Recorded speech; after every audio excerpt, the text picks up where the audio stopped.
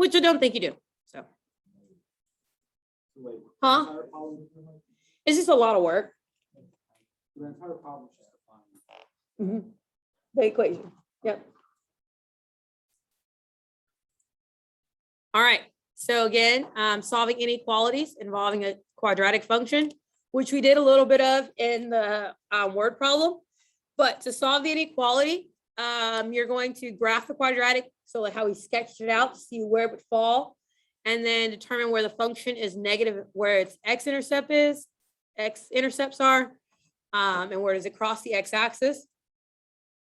And then we go from there. So pretty easy, straightforward. So here we have x squared minus 2x minus 15. So the first thing we're going to do is identify your x and y intercepts. So your y-intercept is always your c value. Y is always 0, comma your c. And what is my c value? Negative 15. So 0, comma negative 15. Easy enough. Step 2 is to find your x-intercepts by whatever method. This one's kind of easy.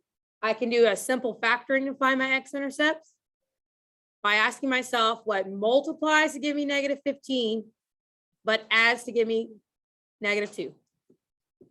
What are my two numbers? Negative 5 and positive 3, right? Negative 5 and 3. So my x-intercepts are at, so we have x minus 5, and we have x plus 3. So my x-intercepts are at 5. That's not a 5, that's an x. Key thing to remember is always the opposite of what that is.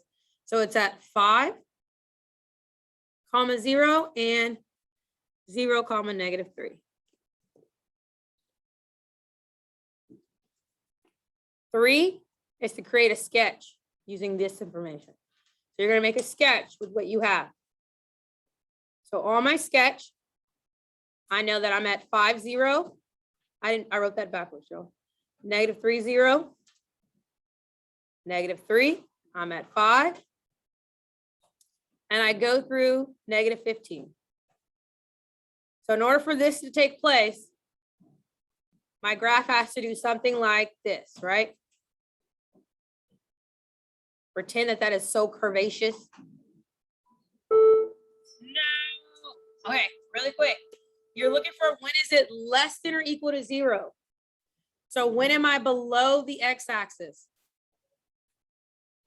I'm below the x-axis between negative 3 and 5. So my answer is x is less than or equal to negative 3 and 5.